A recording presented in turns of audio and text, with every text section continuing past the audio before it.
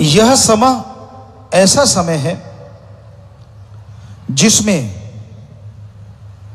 मन इंद्रियां बड़े फैलाव पे हैं। काम वासना, क्रोध, लोभ, मोह, अहंकार, मन, माया, इनके चक्रव्यूह में सब लोग फंसे हुए हैं, निकल नहीं पा रहे, मुक्ति नहीं मिल पा रही। और इनसे निकलने का एकमात्र उपाय है सत्संग आके राम, अल्लाह, वाहिगुरु, गॉड, खुदा, रब की भक्ति करना। जब तक आप भक्ति नहीं करेंगे, जब तक आप सुमरन नहीं करेंगे, अपने विचारों को काबू नहीं किया जा सकता।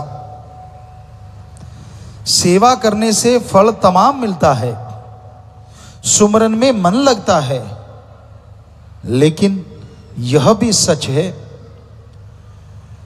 कि सेवा तभी पूर्णतः सिरे चढ़ती है जब राम नाम का जाप किया जाए, वरना सेवा करते करते भी मन कभी बार दांव चला देता है। तो इसलिए आप सुमरन करें, सेवा करें और मालिक से मालिक को मांगते रहें। यकीन रखो परम पिता परमात्मा पे, सदगुरु पे। हम कभी नहीं कहते कि हद से ज्यादा यकीन आप किसी इंसान का करो। जो दिखते हैं वो होते नहीं, और जो होते हैं वो दिखते नहीं। ये कलयुग का एक फार्मूला है। आज समाज में ऐसे लोग ज्यादा हैं जो दिखने में कुछ और हैं और करने में कुछ और हैं। अगर आप आंख मूंद के उन पे यकीन कर लेते हो, धोखा खा जाते हो, परेशानियां आ जाती हैं, तो फिर दोष गुरु पीर फकीर को मत दिया करो। आप अपनी मूर्खता की वजह से, या यूं कहिए अपने भोलेपन की वजह से उनके जाल में फंस जाते हैं। आंखें मूंद के यकीन करना ही चाहते हो, सिर्फ एक ही है, और वो है अल्लाह, वाहिगुरु, सतगुरु, मौला, राम।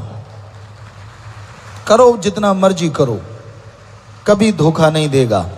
हम गारंटी देते हैं।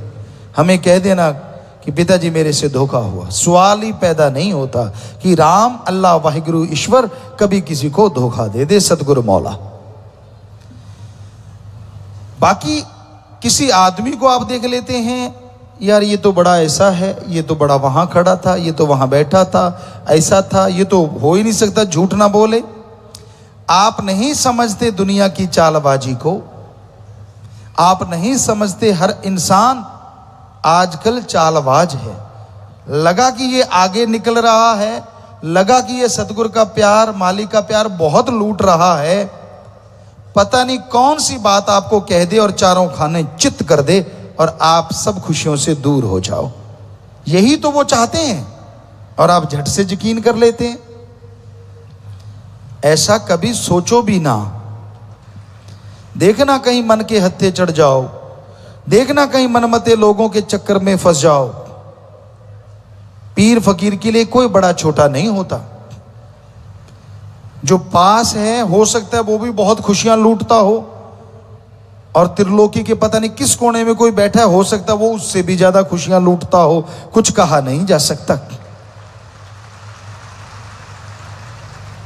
पास है वो आपको दूर करना चाहता हो, और दूर वाला दूर करना चाहता हो, कुछ पता नहीं। कोई कैसा भी हो सकता है।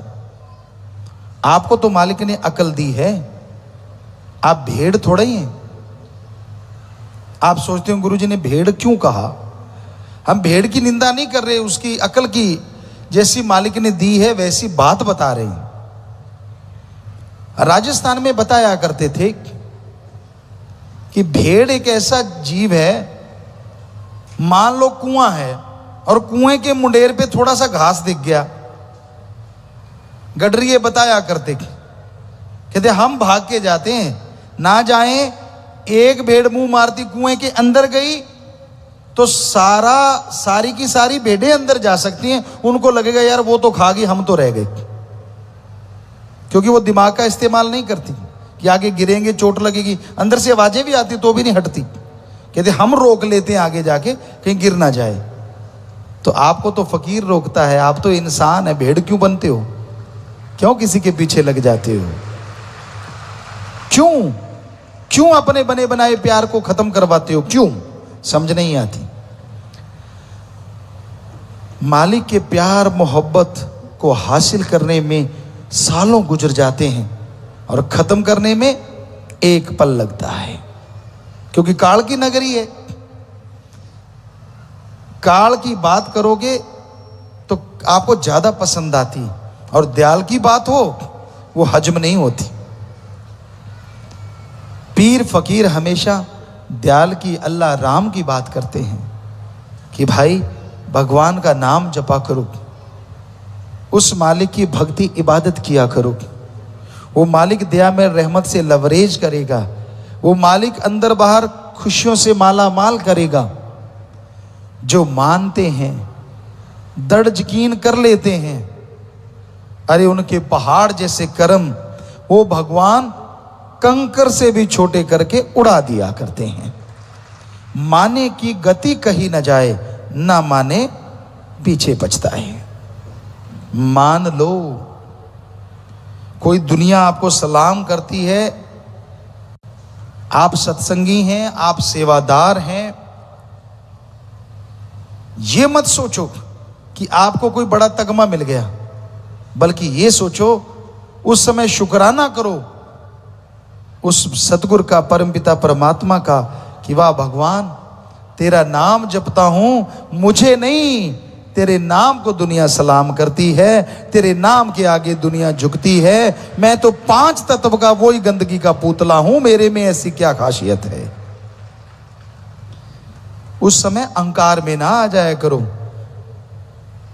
जिवें पंजाबी कहते मुच्छा तां ना करया करो, यार मेरे च कोई नवी चीज आ गई, तेरे ढिड च भी वही समान पिया जिहड़ा सारियां च।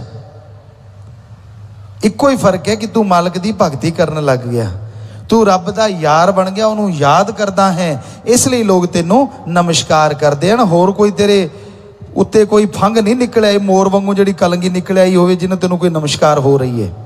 कलंगी उसे दे नां दी है, गलपटा भी उसे दे नां दा है, उसे दे नां नूं सलामा है भगता, किते उही ना हंकार च डुੱਬ जी। क्योंकि अहंकार को मार है। आदमी जब अहंकार करने लगता है तो उसके मार पड़ती ही पड़ती है। दीनता, नम्रता ऐसे गहने हैं जो इसे पहन लेता है वो मालिक को अति प्यारा लगता है। उसके अंतःकरण की सफाई बड़ी जल्दी होती है, वो परमपिता परमात्मा की खुशियां पल पल लूटता है। तो इसलिए भाई अंतःकरण की सफाई ईश्वर की भक्ति से करो, वचनों के पक्के रहा करो।